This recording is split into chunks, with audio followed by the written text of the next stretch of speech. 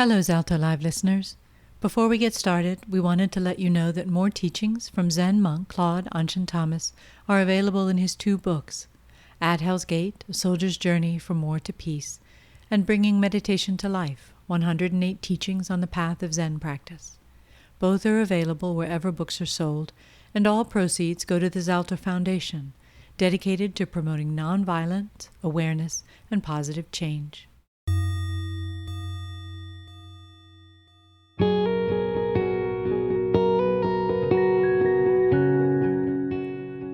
Hello and welcome to Zaltho Live, the podcast featuring Zen Buddhist monk Claude AnShin Thomas, who will share with you his life experiences that includes not only military combat, personal violence, and addiction, but also healing, transformation, and the ongoing joy of everyday life. Please enjoy listening.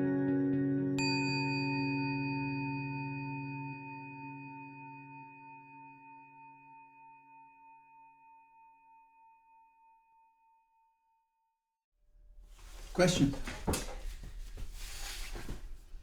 Yes, Gabi and then Grace. Have you ever had, Tintin, you have to help me, a Lachanfall? Yes, like when you have a burst of laughter, like In a situation which it was just very not fitting, and how you dealt with it. Well, if I've had a burst of laughter, then it was fitting. I don't worry about that sort of thing. And there was something that got me. Now, it could also be true that in a moment I had a burst of laughter and it seemed out of place. It may have been because I didn't know how to really feel what I was feeling. But generally, if I have these bursts of laughter, they make sense to me. Grace. I'm laughing now. So I She's was laughing wondering now. I was wondering what you were learning about yourself at the present time in your life. Let's see. What am I learning about myself at the present time?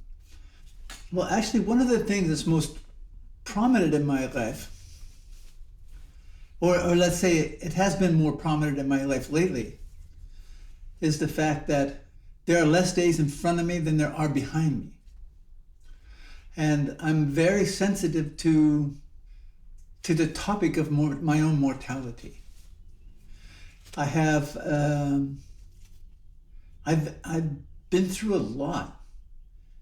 And I've been shot, I've been stabbed, I've been through drug overdoses, I've been in car accidents and motorcycle accidents, and I've been in falls, and I've had all these experiences, and I can't help but think that they somehow contribute to my mortality.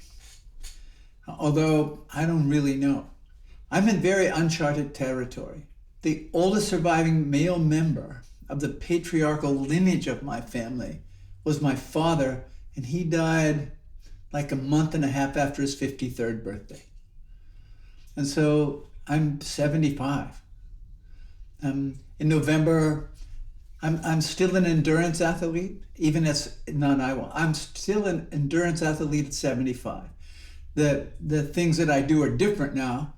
I'm not competing in triathlons, but I recently qualified for the Iron Butt Riders Association, which is not an easy feat. And so I have to recognize how I am still quite active. I also, only recently, I've begun to, I never really recognized the number the number associated with age.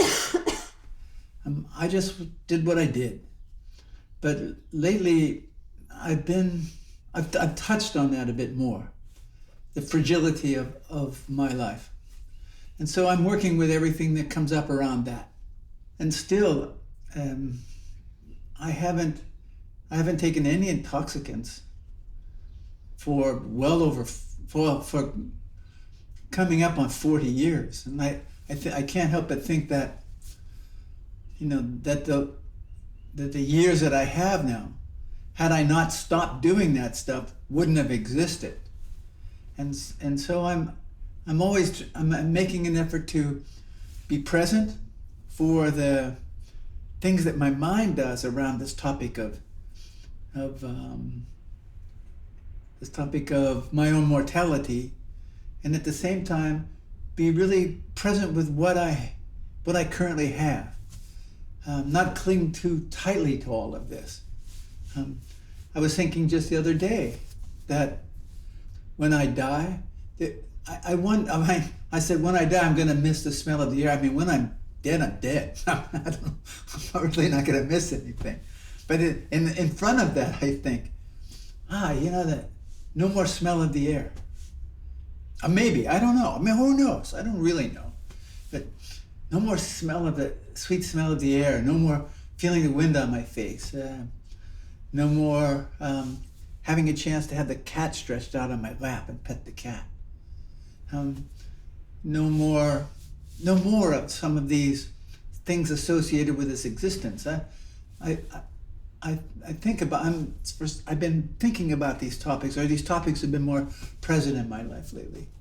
So, and that's relatively new. That's what I'm working on in my life just now at this moment. Thanks for the question. Questions? Yes, Milko. Anshin, how do you experience, if you experience at all, any limitations that you are coming into contact with as you move through time? Well, I can't run marathons anymore.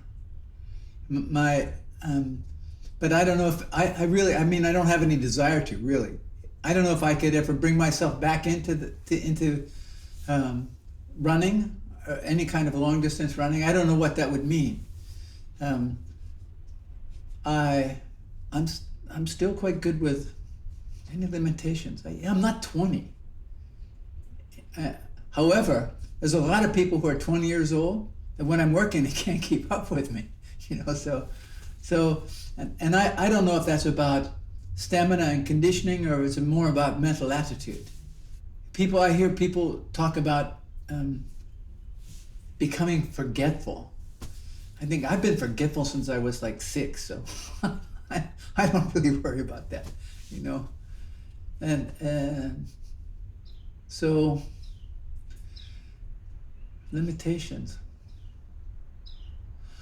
I don't notice limitations because I merely sort of work within the constructs of what I have right now. So I don't really compare. Yeah. Questions? Yes, Genrai and then Kyoto. Could you describe one or several kind of spiritual awakenings you might have experienced through the Zen practice? I just had one. I walked into the kitchen, I looked over, and I saw the dishes there that needed washed, and I washed them. I washed them with intention, being really present with them. I stacked them neatly in the dish drainer, and then I rinsed the sink, dried my hands. To be able to see that, know that it needs done, just do it, be thankful that I have the opportunity and the capacity to do it. So it's not these grand things. What was it? It was, Kenshin and I were doing an incense round this morning. And for those of you who don't know what that means, who haven't been here before, so on Saturdays and during in-person retreats, we do it every day. We do an incense round. So we have 2 sticks of purple incense. I won't say it's short burning, but then we have some longer sticks. They are 4 hours. 2 hours. Oh, they're 2 hour. They're 2 hour burn. They burn for 2 hours. So we have. I have altars in front of 3 of the properties, and we have a cat cemetery here. I have an altar in front of the zendo here. So I offer a small, shorter incense. Let's say a 1 hour incense, in front of the altar. And then I have the 2-hour incense. I do one in front of house 18. I do one in front of house 9, one in front of house 7, and one at the pet cemetery. And then there's about half of a 1-hour one left. And by the time we reach here, we offer it in the Zendo here. There's more than that when I do a more formal round incense offering, because there's altars in the house in front of the Zendo and the house where Kenshin and I reside. So we were doing this incense round, and as we were approaching the meditation hall, I noticed that there was a feral cat that was sitting in the driveway. And so out of respect for the feral cat, we went out of our way to walk around, to not frighten the cat. And to have that sort of connection, to realize that connection to the sensitivity of the existence of all this existence is just, I'm really okay with it. I'm not consciously thankful that I have it, but I'm thankful. Those are a couple immediate ones. Yeah. Kyoto. Beyond the physical difference, what are your perception difference between men and women, if you perceive that there are differences? Well, there are differences, but there are differences according to gender. There are differences. There are differences in our capability, and that doesn't mean that one is more capable than another. I would say in different circumstances, one gender may be more capable than another, but that bounces back and forth between genders. I would say that, I would just say from my perception, it's just like that. What I don't advocate is separation of the genders, separation but equal. I like to see the genders. Like when we do groups, I don't like to have a men's group and a women's group. I like to have these groups mixed, because I think it's important that we share together our experiences and our perceptions. So it's important that I be able to develop the capacity to listen, to be present when I'm in the company of women, so that I can more, and to cultivate the willingness to understand more deeply how women view the world, how they experience the world. Conversely, I would appreciate the same. So differences, yes. What they are would depend on the circumstance. Yeah. But we live in, although we share the same world, we live from different perspectives of that world, as a result of our gender. And just the way society influences our perceptions, and the way history has influenced our perceptions. I'm talking about history, I'm talking about family history. Yeah. Question? Yes, Milena. I feel very confused about when you say sit just to sit, right? And then we read the 4 great vows. Creations are numberless. Yep. I vow to freedom. Yes. And then delusions are inexhaustible. I vow to put an end to them. So those vows, for me, they drive me into my practice. Like it's like an urge to do, to achieve. Yes. And the cushion, the meditation, or every day, whatever happens, is an opportunity. But then you say sit just to sit. For me, those two things don't match. How do you solve that, or have any suggestion of what to do with my confusion? Yeah, just keep sitting just to sit. Recite just to recite. That I have some notion of what it means. Creations are numberless. If I have a notion about what that means, then I miss the point of the recitation. So it's also reciting just to recite and not reciting to accomplish something or to understand something. People get into a lot of trouble in recitations when they attempt to figure out or analyze what it means.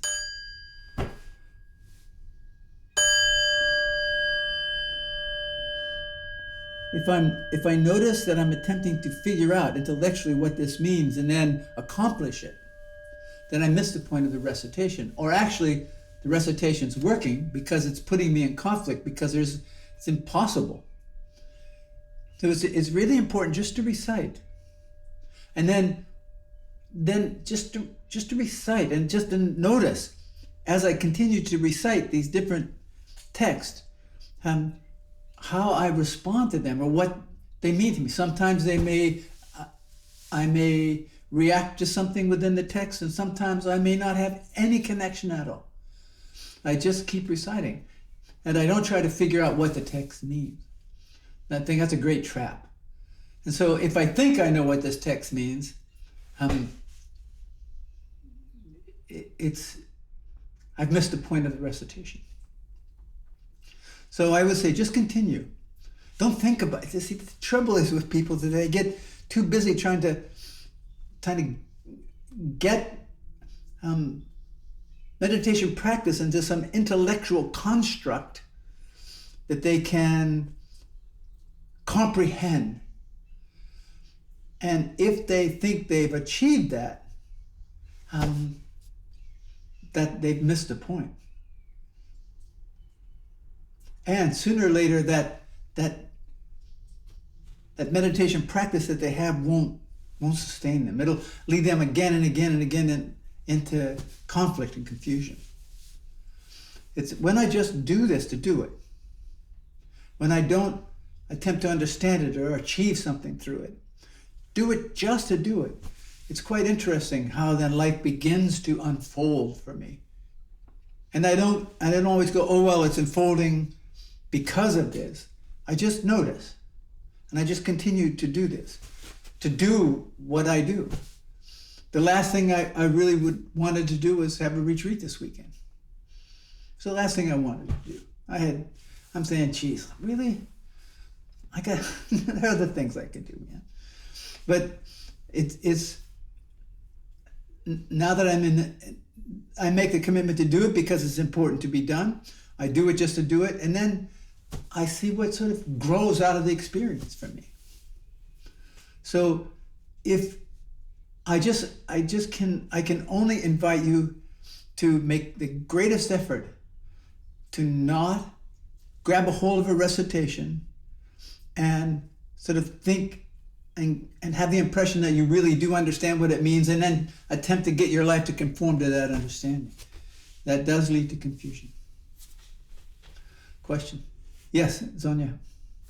My mother experienced a lot of trauma in her childhood, and she still suffers a lot from it. And through this suffering, I assume through this suffering, she can be really hurtful to other people. So your question? Sorry? Yeah.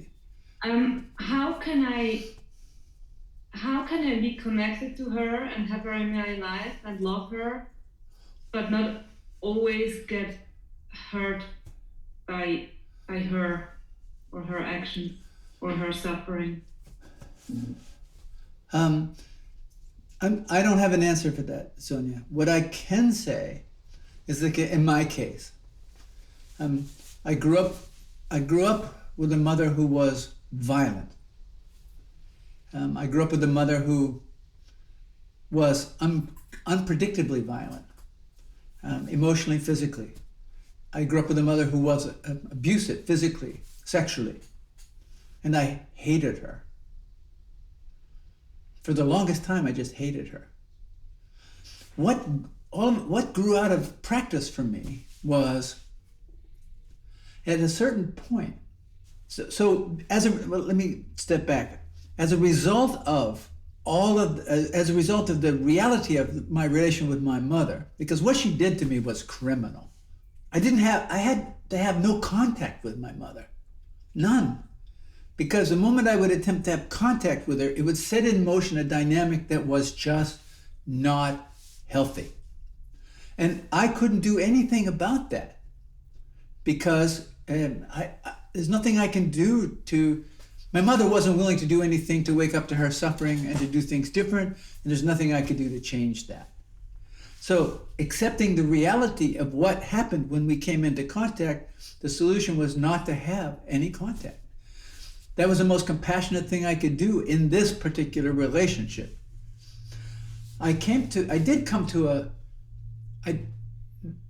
Over time, I stopped hating my mother.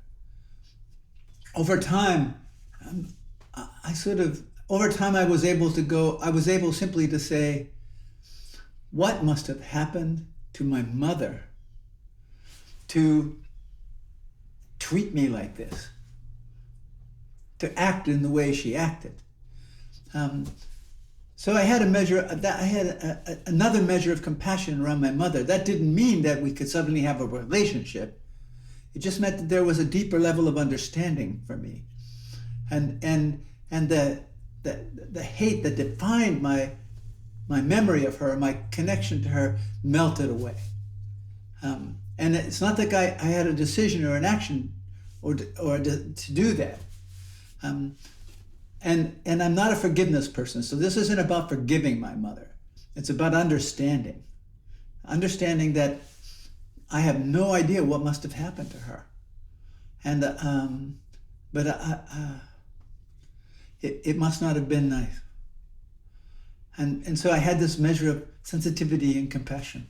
Nothing I can actually do. Nothing. This is the way it unfolded for me. What I would say to you is that if you were to remain disciplined, committed, and you hold a sustained practice, that the answer to that question will at some point show itself to you. It will.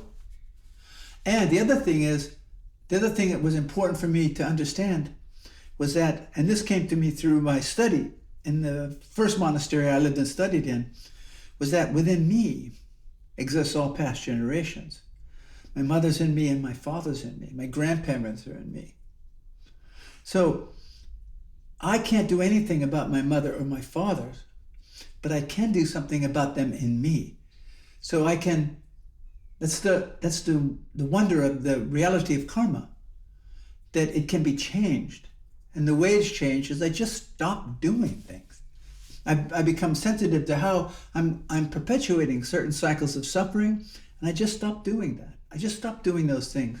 Stay committed to sitting just to sit, walking just to walk, eating just to eat, reciting just to recite, and observe how my life unfolds. Question? Yes, Kelly. AnShin, I have a question about something I heard you say in a podcast about a comment on social media about you not following real Zen. Ring a bell, or can you help me understand that? So what's your question? If you can help me understand that, please. I mean, what if somebody steps in front of me and says, this is the real Zen? I go, get out of here. Come on. What are you talking about? They have an idea what Zen is, and they're trying to get their life to conform, and they're using it as an identity, and that's not the point. If we've done any study at all, we see how the teachers, the ancient masters that we get exposed to through writings, that none of them did the same thing. They all had it. Buddhist practice manifested itself in them the way it did. The one thing that is pretty steady across centuries, generation after generation, is the commitment to establish that basic foundation for an active practice, which is just sitting.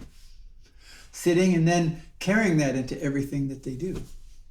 So I used to be more sensitive to that in the past than I am now. if you look at the difference between, let's say, look at the difference between teachers who are out there today, you'll see that no one does it the same way. And somebody who has to say, like, I have the real Zen. I just go, okay, good. I hope it works for you. But if you're claiming you have the real Zen, and then after you get up off the cushion, you can't wait to light up a cigarette and get out to the bar so you can have a beer or something, or get home and pop a top. Don't talk to me. I don't want to hear it. It's impossible. If I'm clouding my mind, if I'm taking these kinds of substances, I'm clouding my mind, there is no possibility to wake up. I have no idea what the real Zen is. There's a story. There was this teacher. I guess this was somewhere, one of these back in the hundreds or something, maybe in the teens somewhere. There was this teacher, and students would come into his room and he would say, oh, so what's Zen? And they start to explain, and then he'd beat him with a stick. I go, well, I'm not going to do that. But it's like the message is communicated in the writing. It's not necessarily that the beating may have been real, it may have been metaphorical. So I don't worry myself about those things. I have great compassion for people who have to grab onto, pretend to be Asian. You know, they simply replicate what they see happening someplace else. It's not theirs. They don't own it. It's not their practice. And you can't get, maybe in the beginning you start out by just replicating everything you're exposed to. But at a certain point, it has to mature. And we have to grow into what it is that we're replicating. If we don't grow into it, then it's not ours. And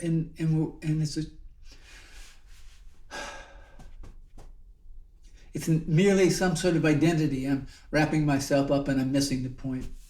I'm mountains and rivers away from the point. Question? Yes, I can look at you in the screen. Yes. By the way, the cat is here.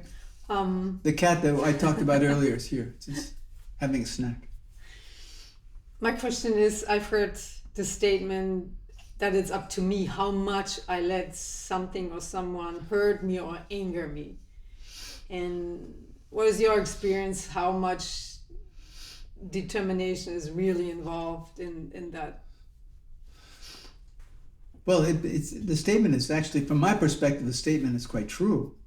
At first, I have to be aware that I have to, if I feel hurt by someone, I have to understand whether what they've done is actually hurtful or they're not doing what I want them to do, and so I feel hurt by that. I have to have the capacity to be able to look at the experience from different angles of perception. That's why having an authentic teacher and a community of like-minded people where I'm willing to ask, I'm willing to bring this into a community, bring these interactions to a teacher or into a community, and I'm willing to listen to what they have to say and consider what they have to present to me. That I'm not immediately in argument or debate with them.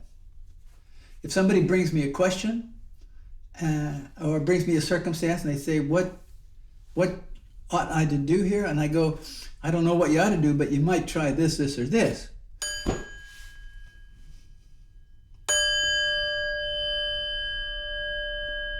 And then they start arguing with me. It's like, they can. Then I just step aside. They can do whatever they want. They can do whatever they want to do.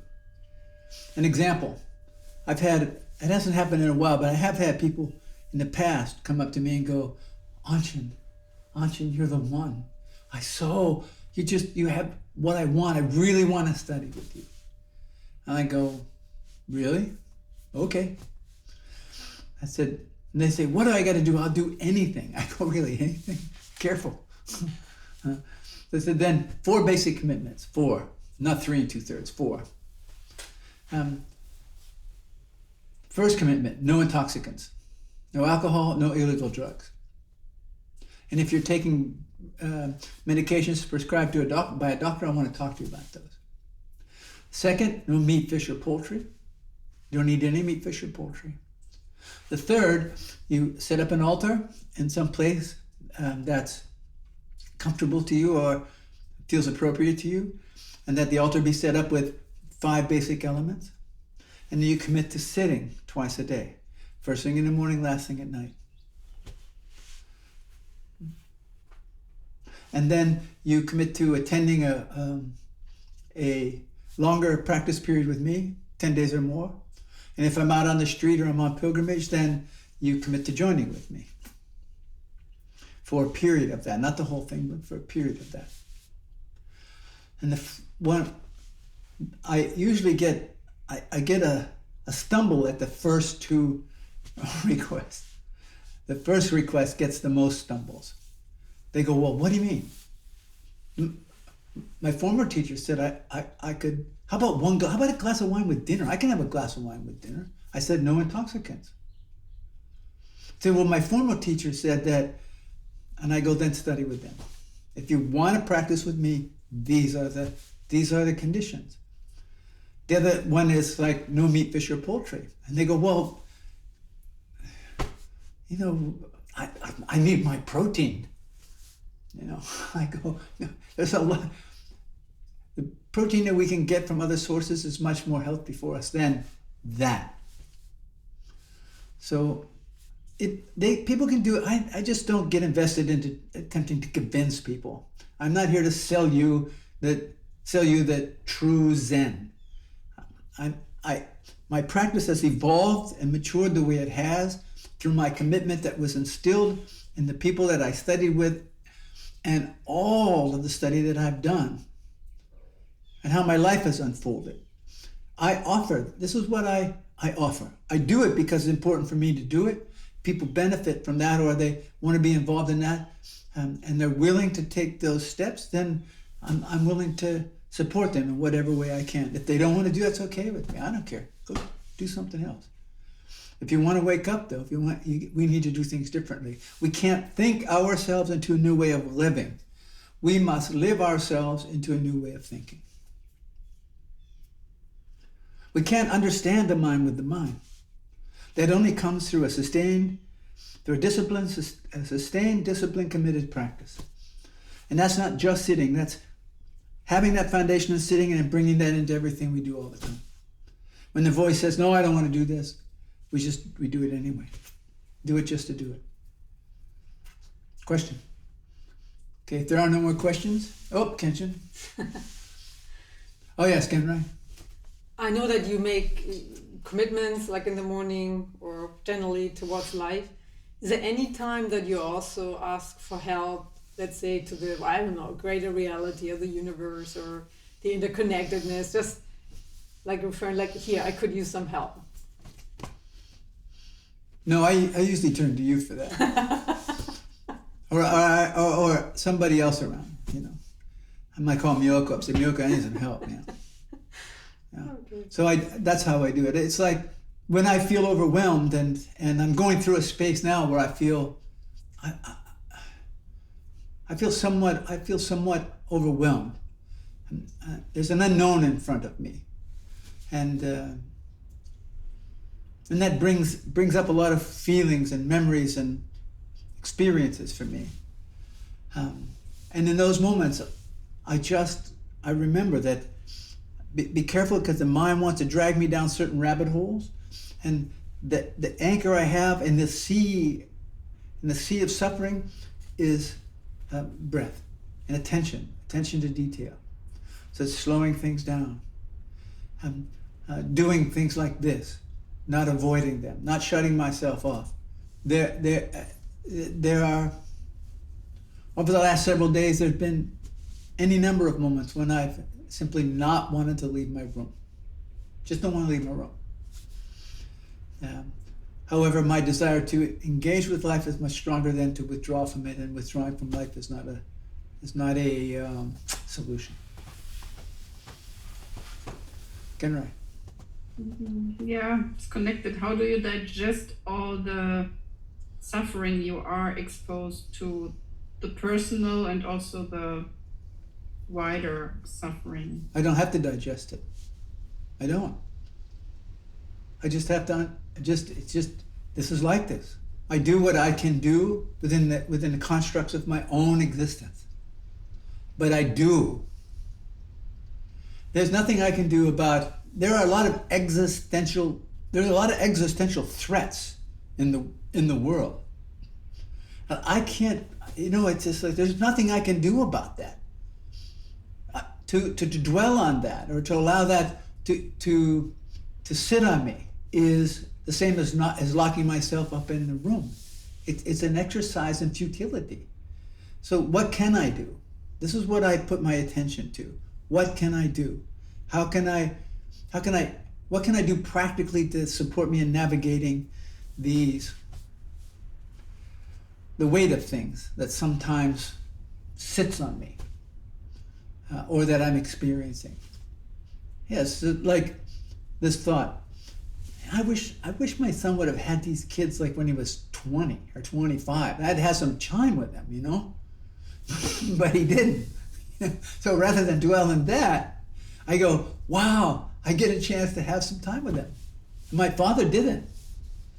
My father died just shortly after my son's first birthday. He was young.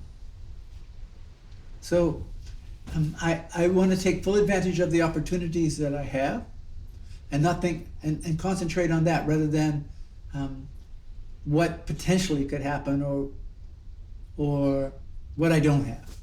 Somebody asked a question the other day in a group that Kenshin and I facilitate, and they said, if someone gave you $10 million with no strings, what would you do? I said, well, that's really quite simple. I would satisfy the indebtedness here at the center, make it as ecologically as carbon neutral as possible. Then I would initiate I would start into motion the Oakwood Initiative, which is to provide a non-medical approach to moral injury and post-traumatic stress, and then look at how I could how that money could be effectively put to work for the benefit of others. I'd continue to drive this '93 Ford pickup truck, and I would continue to I'd continue to dig up the water lines and replace them and do the repairs around. I would continue to do all of that stuff. And I would probably need a subject matter expert to support me and how to put that money into the best use.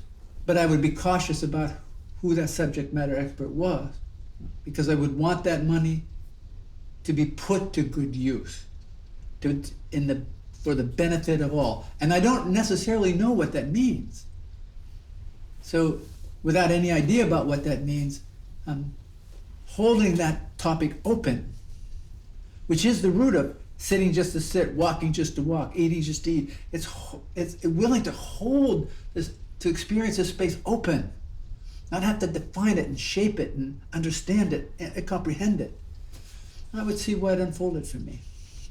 I would see. But the chances of somebody giving me 10 million, it's like pretty slim. I can still do questions. Yeah, questions. Any questions? Yes, Genrai. And then Kyoto, and then Milena. How are we not broken? You have to come to that conclusion. You have to not answer the question.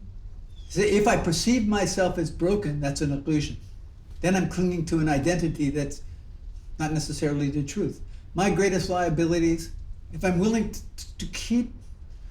to embrace the openness that practice presents to me, is sitting just to sit, walking just to walk, eating just to eat, reciting just to recite, and not have to, and not look at the fact that I describe some of the realities of my life, and I'm not defined necessarily by, I'm not defined by those realities.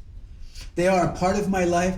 They actually shape what I'm able to accomplish today.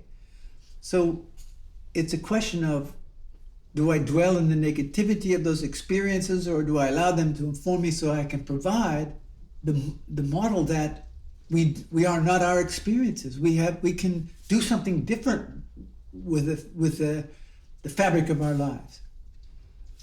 So no, I'm not broken. None of you are, unless you think you are, and then that's what practice is, to sort of be willing to let go of that identity. Kyoto. Are you worried for the future of your grandchildren in relation with climate change? No, that would be a waste of time. Really, it would be just a waste of time. They're here. That's it. They're here, and I do everything that I can do to address this topic, and they can see through my actions. They have that as an experience. I mean, who knows with climate change? Who knows how it's going to unfold in our lives? Who knows? All I know is that I want to be as ecologically sensitive as possible. So no, it's a waste of time to get lost in that in the existentiality of that reality. Yeah, I don't know. We don't know how it's going to unfold. I don't know when it's going to unfold. Who knows? It could unfold like tomorrow, and then it affects everybody, all of us. So people said, "Oh, you need to have guns and you need to stockpile food, because if you don't, I said, look, if I have stockpiled food, other people are going to want it. If I have guns, then I'm going to have to kill people. I said, I've done enough of that already. They said, well, they'll kill you. I said, well, then I don't have to worry about climate. I don't have to worry about climate stuff, I'm dead. So it's just like not cling so much to this idea of, cling so much to all of this. But if I don't cling to all of this and my ideas of all of this, I have an opportunity to really experience it in its fullness. In its fullness, it's both beautiful and ugly. To not wish it to be one or focus on the other.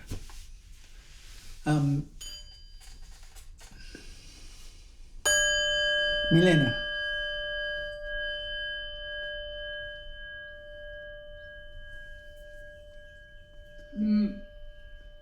During the meditation practice, Which one? the years, Which one? what is it? Are you talking about a specific thing, or are you talking about a life rooted in the daily I'm life? talking about my practice. Okay.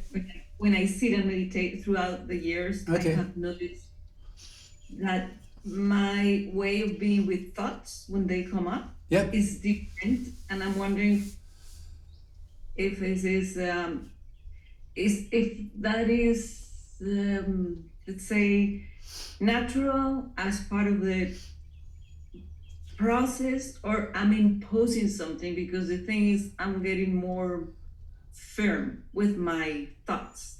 Before they came and I just let them go. Now when I see a thought like let's say that I'm thinking I'm not good enough, Mm-hmm. the thought comes up and I really do like, hey, I'm not interested. Like I have an approach that is more let's say a little harsh.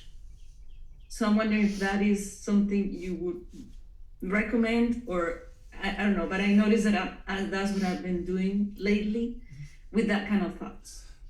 Yes, I would encourage you not to do that, because that which I deny or push away has a greater influence on my life, because it's influencing my life and I'm not willing to see that, touch it, or feel it. So when the topic comes, there are moments, Milena, when I've talked about this before quite openly. There are moments that arrive in which I just hate myself. I do not make an effort to chase those away. I understand the root of those thoughts and feelings.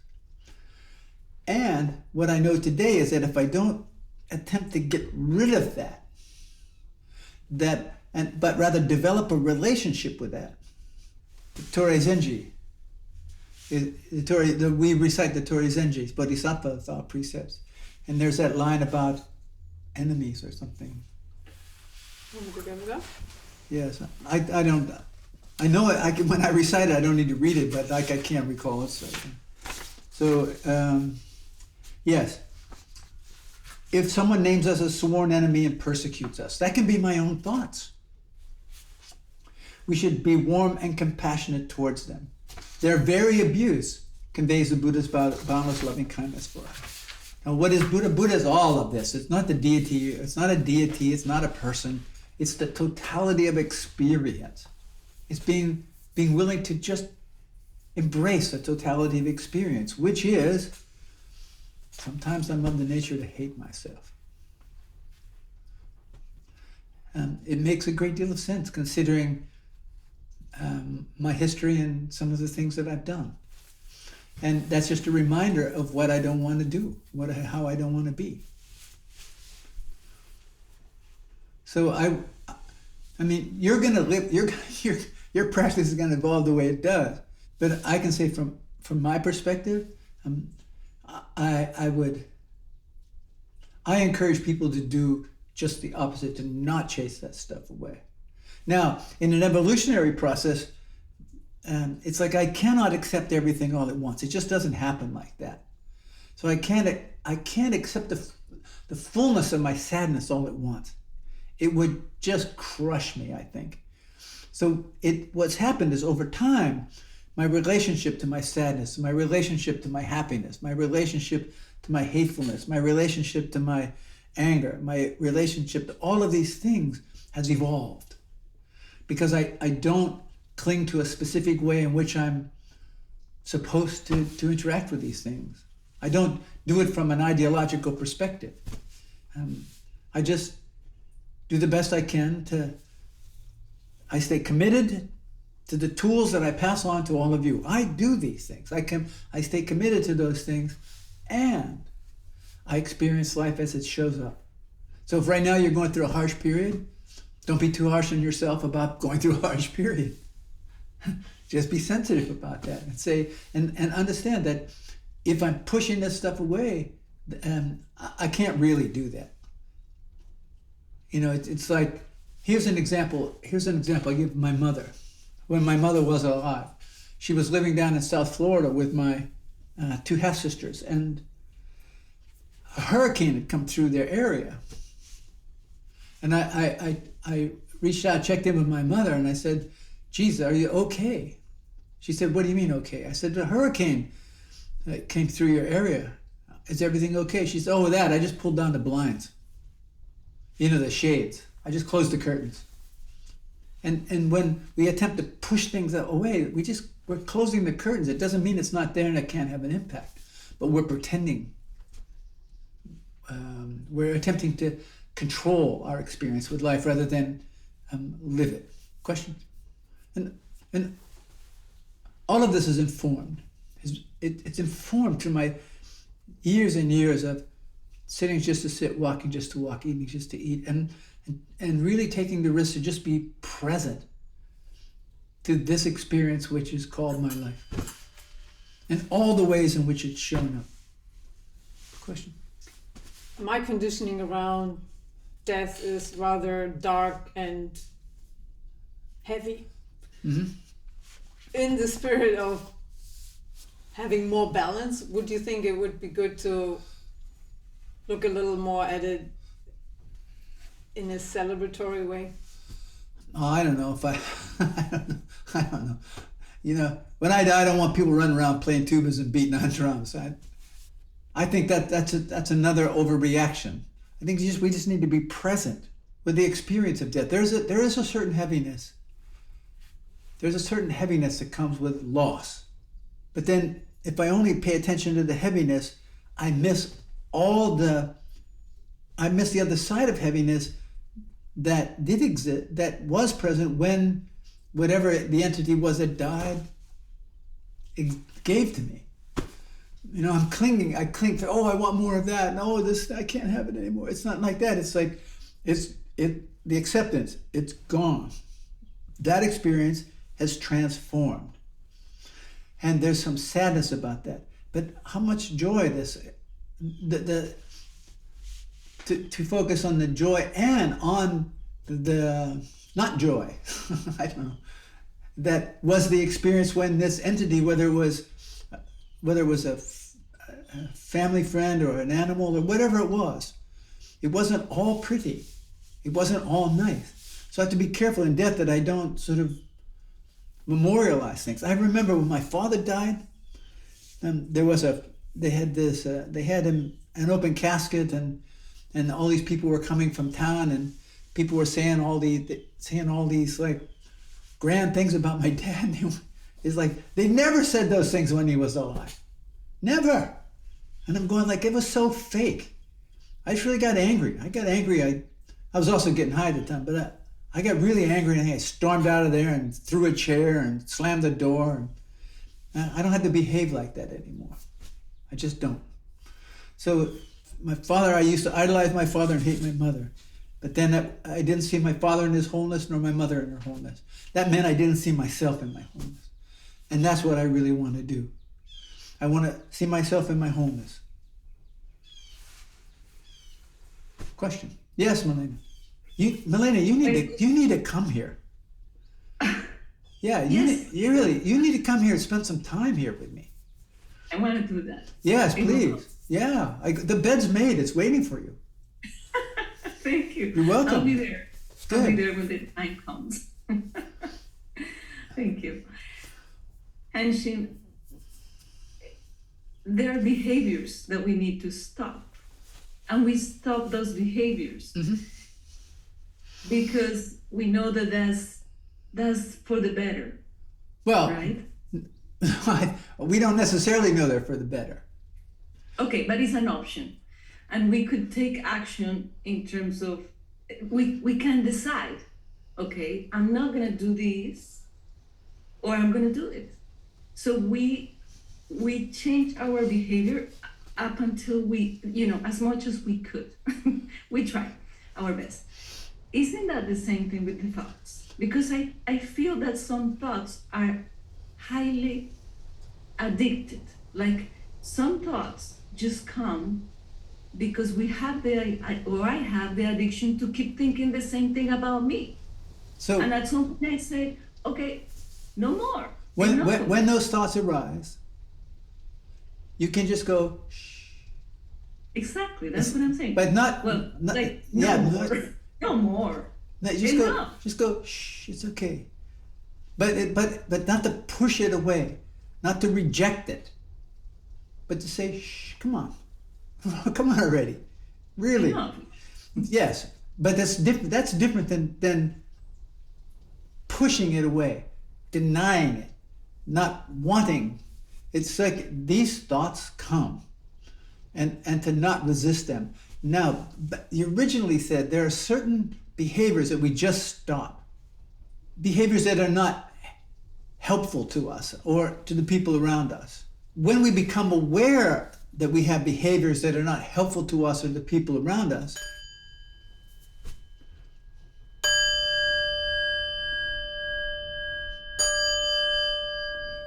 then we have the possibility to stop. But when we stop, we need to just stop behaving like that and not think, well, I need to stop doing like this and I need to do like this. Because then I'm just simply switching seats on the Titanic. I need to just stop. And then allow myself to pass through what is described in Buddhist practice as the bardo hells. This is the space between transmigrating from one realm to another, where there's no place to stand firm. It's a confusing place.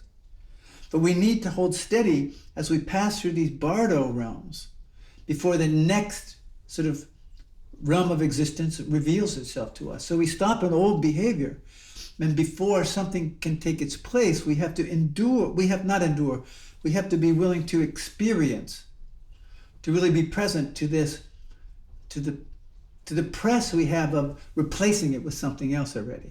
We just have to be willing to not know what's next, to sit with the unknown, to stand the pressure that we need the pressure to not feel sort of the flatness or the confusion or all of the things that begin to surface in this place of not knowing, this Bardo realm. It's the same.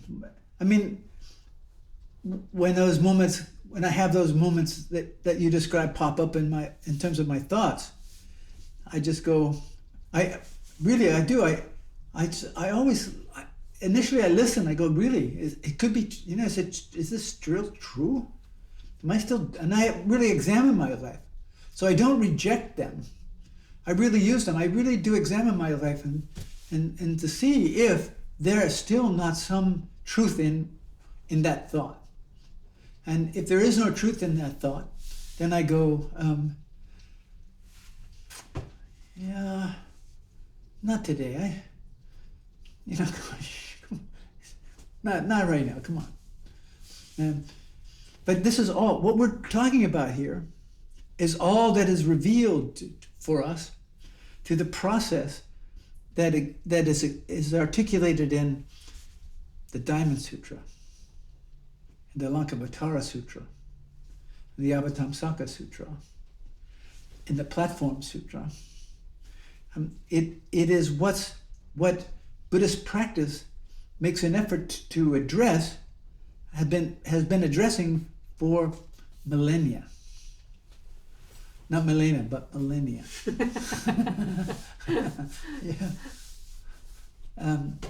So everything that I talk about here is rooted in my experience, which I'm encouraged to have in its wholeness as a result of the discipline that's passed on to me, and it's echoed through all of those teachings. However, when I do those studies, I don't do them from an intellectual perspective. It's not about gaining some massive knowledge and comprehension and using that to show you how wonderful I am. It's about informing me in my life. And if no one ever came again, I would continue to do what I do right now, right here.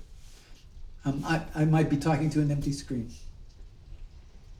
but I still have this question and response session with myself, because those thoughts come and they ask questions of me. They demand responses of me.